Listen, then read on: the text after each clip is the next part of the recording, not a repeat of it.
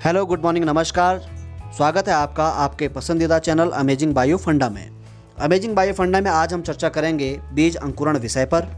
जैसा कि पिछले वीडियो में आप जानते हैं कि हम चर्चा कर चुके हैं फल एवं बीज के विषय में, और बीजों में भी हमने बीजों के दो प्रकारों के विषय में चर्चा की थी, एक बीजपत्री बीज एवं द्विबीजपत्री बीज। आज हम इसी क्रम को आगे बढ़ाते हुए एक द्विबीजपत्री बीज यानी कि चने के बीज के अंकुरण के विषय में अध्ययन करने वाले हैं।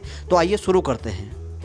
जैसा कि आप देख सकते हैं, मैंने कुछ चने के बीजों को यहाँ पर लिया है, और हम ये भी जानते हैं कि चना अपने आप में एक डाइकोटिलेडन है, द्विबीजपत्री है। इन चने के कुछ बीजों को आइए हम भिगाने के लिए रख देंगे, और कुछ दिन बाद देखेंगे कि भीगने के बाद ये कैसे बनते हैं, वो कैसे दिखाई देते हैं।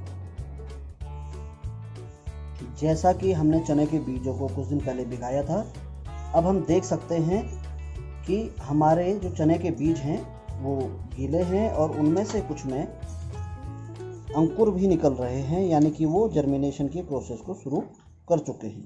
तो आइए जानते हैं, इसमें से एक चने का बीज लेकर के हम देखते हैं कि क्या इसमें किस प्रकार की संरचना है। देखते हैं चने के बीज की संरचना को। सबसे पहले तो हम इसके बाहर की संरचना को अवलोकित करेंगे, तो हम देखेंगे कि चने का जो बीज है, इसके बाहर एक भूरे रंग का एक कवर जैसा हमें नजर आता है।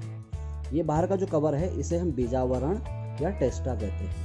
तो इस बीजावरण में आपको यहाँ पर एक पोर नजर आ रहा है। ये पोर दरअसल इसका माइक्रोपाइल कहलाता है, या माइक्रोपाइलर पोर कहलाता है। इसी छिद्र के द्वारा ही पराग नलिका बीजांड के भीतर प्रवेश करती है। हमने बीज के सबसे बाहरी खोल यानी कि इसके बीजावरण या टेस्टा को हटा दिया। ये देखिए, ये एक आउटर प्रोटेक्टिव लेयर है जिसका काम है बीज की सुरक्षा करते हैं। कि चना एक द्विबीजपत्री है, इसमें दो बीजपत्र पाए जाते हैं।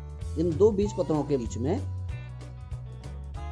एक भ्रूण मौजूद होता है। यही भ्रूण भविष्य में क्या करता है, वृद्धि करता है। वृद्धि करके नए पौधे को जन्म देता है। भ्रूण को क्योंकि जर्मिनेट करना शुरू कर चुका है, तो इसमें जो नीचे वाला जो भाग है, दरअसल ये इसका रेडिकल या रूट वाला पोर्शन है, और इसी से रूट बनती है, यानी कि जड़ बनती है। वहीं जो ऊपर वाला भाग है, ये प्लूम्यूल कहलाता है, और इसी से प्रांकुर बनता है, और इसके आवरण को प्रांकुर चोल भी कहते हैं। ये वाला भाग प्रांकुर कहलाता है। प्रांकुर के ऊपर लगने वाला जो भाग है प्रांकुर चोल या कोलेप्टाइल कहलाता है। इसी से भविष्य का जो प्ररोह है उसका निर्माण होता है। अब इस वाले भाग से किस प्रकार से प्ररोह का निर्माण होता है, इसको हमें समझना है। कुछ बीजों को गमले में डाला था, और गमले में ही हम उसको देखते हैं कि किस प्रकार से उनसे नए पौधे बने हैं, और उनमें से एक पौधा उखाड़ करके हम उसका अवलोकन भी कर लें। छोटे सीडलिंग नजर आ रही हैं, दरअसल ये चने की ही पौधा है जिनको कि हमने इसमें मिट्टी में डाल दिया था। अब हम इनमें से एक को उखाड़ करके देख लेते हैं। जैसा कि आप देख पा रहे हैं, हमने एक चने के प्लांटलेट, एक छोटे से पादप को हमने उखाड़ लिया है। इस पर काफी मिट्टी लगी हुई है, हम इसे साफ कर लेते हैं, और उसके बाद हम इसका अवलोकन करते हैं। अब जैसे कि आप लोग देख पा रहे हैं, अब हमारे पास में हमने चने के एक प्लांटलेट को निकाल लिया है, जो कि पूरी तरह से अंकुरित हो चुका है। अब हमें इसको समझना है कि किस प्रकार से ये प्रक्रिया होती है, बीज से किस प्रकार से नया पौधा बनता है। तो देखिए, आप इसमें स्पष्ट देख पा रहे हैं कि ये जो चने का जो बीज है, इस चने के बीज के दो कोटिलेडन आप बहुत ही स्पष्ट अपनी आंखों से देख सकते हैं। अब इन दो कोटिलेडन का कुछ भाग इस अंकुरित होते हुए भ्रूण ने प्रयोग कर लिया है, और उसके बाद में ये अंकुरित हो गया। अंकुरित होने के बाद आप देख सकते हैं, जैसा कि मैंने पहले भी बताया था, कि इसके जो ये रेडिकल वाला भाग है उससे रूट बन गई है। इस वाले भाग से, यानी नीचे वाला भाग जो है रेडिकल, इससे रूट बन गई है, यानी कि जड़ बन गई है। और उसके बाद में जो इसका ऊपर वाला जो भाग है, ये प्लूम्यूल, इससे ये स्टेम यानी कि प्ररोह भाग इसका तैयार हो चुका है, और इस पर छोटी छोटी पत्तियां भी आप देख रहे हैं वो लग रही हैं। तो इस प्रकार से ये देखिएगा, ये दो कोटिलेडन इसमें लगे हुए हैं। आपको बहुत स्पष्ट नजर आ रहा होगा। मैं कोशिश करूंगा कि आपको और अधिक स्पष्ट इसको दिखा सकूं। ये लीजिए, ये आप बहुत इसको गौर से देखिएगा। ये देखिए, ये है वही एम्ब्रियो। देखिए ये किस प्रकार से एक एक्सिस पे ही इस पे ये दोनों के दोनों अटैच थे, जैसे कि आपने इस चित्र में ये देख लीजिए। ये देख लीजिए, इसमें भी ये इसी प्रकार से अटैच था। अटैच होने के बाद ये अभी भी देखिए, ये वाला हिस्सा ये एक कोटिलेडन से, ये वाला भाग दूसरे कोटिलेडन से अटैच है, और यही एम्ब्रियो, इसका ये ऊपर वाला भाग प्लूम्यूल इससे स्टेम बन गया और जो नीचे वाला भाग जो रेडिकल है ये जड़ में डेवलप हो गया। तो इस प्रकार से नए पौधे का निर्माण होता है। अब हम थोड़ा सा इसको हटा, अब देखिए इसमें बात आती है कि इनका रोल क्या है, इन कोटालिडन्स का रोल क्या है, क्योंकि ये भ्रूण बहुत छोटा है और आप जानते हैं कि छोटा बच्चा कभी भी अपने आप ही खाना पचा या खा नहीं सकता, तुरंत पैदा होते ही रोटी या सब्जी नहीं खाने लग जाता है।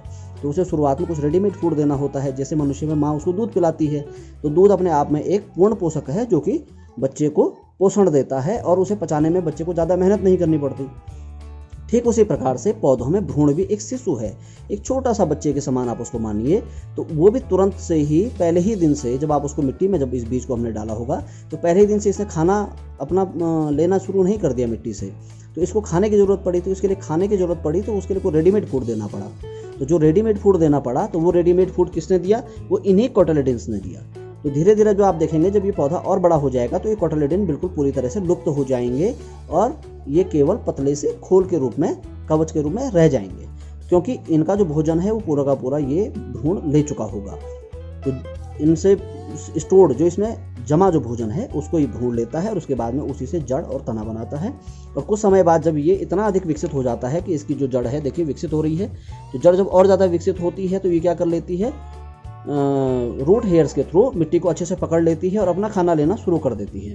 और तब तक ये खाना भी खत्म हो जाता है कोटालिडन में मौजूद, और उसके बाद में ये स्वयं ही ये पौधा जमीन में स्थापित होकर के अपने लिए पोषण की व्यवस्था करना शुरू कर देता है। अब थोड़ा सा इसको और आगे देखते हैं और डिटेल में देखिए। इसका टिप वाला पोर्शन है, यानी कि सबसे टॉप वाला पोर्शन है। इस टिप वाले पोर्शन में भी आप देख सकते हैं कई सारे लीफ प्राइमोर्डिया इसमें मौजूद हैं, क्योंकि इसमें कई सारी मेरिस्टेमेटिक जो सेल होती हैं वो मौजूद होती हैं।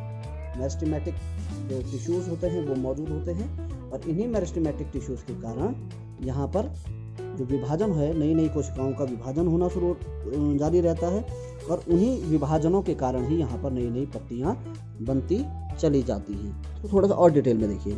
तो जो ये लीफ प्राइमोर्डिया हैं, यहाँ पर आप देख रहे हैं कि 1, 2 और 3 देख रहे हैं आप लोग। तो ये छोटी छोटी लीफ प्राइमोर्डिया हैं, छोटी छोटी लीफ हैं। अब ये वाला भाग फिर अगेन विकसित होगा। विकसित होने के बाद में ये वाला भाग अगेन क्या होगा, क्योंकि इसमें मेरिस्टेमेटिक कोशिकाएं मौजूद हैं जिसे हम एपिकल मेरिस्टेम कहते हैं। तो वो मेरिस्टेमेटिक जो टिश्यूज़ है, कोशिकाओं का जो समूह मेरिस्टेमेटिक टिश्यू जो बनाता है, वो अगेन विभाजित करेगा और फिर उसके बाद में ये वाला भाग और आगे बढ़ जाएगा। फिर क्या होगा, यहाँ पर भी बिल्कुल यही वाली स्थिति बन जाएगी जो कि यहाँ पर है। इस प्रकार से पौधा पूरा का पूरा ग्रोथ करता रहेगा। जब आप इसको आगे पढ़ेंगे और ज़्यादा डिटेल में, तब आप यहाँ पर ट्यूनिका और कॉर्पस थ्योरी जब पढ़ेंगे तब आपको पता चलेगा कि किस प्रकार से ये भाग वृद्धि करते हैं, वृद्धि और विभेदन करते हैं। इन्हीं निरंतर विभाजनों एवं विभेदनों के परिणाम स्वरूप शीघ्र ही यह भ्रूण एक पूर्ण विकसित पादप में बदल जाता है, जिस पर कि पत्तियाँ, फूल एवं फलों का विकास होता है और बीज बनते हैं। यही बीज पुनः अंकुरित होकर के एक नए पौधे को जन्म देते हैं, और इस प्रकार से यह प्रक्रिया निरंतर चलती रहती है। तो साथियों, मुझे विश्वास है कि आपको आज का वीडियो पसंद आया होगा। आप हमारे वीडियोस को लाइक कीजिए, शेयर कीजिए, सब्सक्राइब कीजिए और बेल आइकन दबाना बिल्कुल भी ना भूलें। इसी के साथ बहुत बहुत धन्यवाद।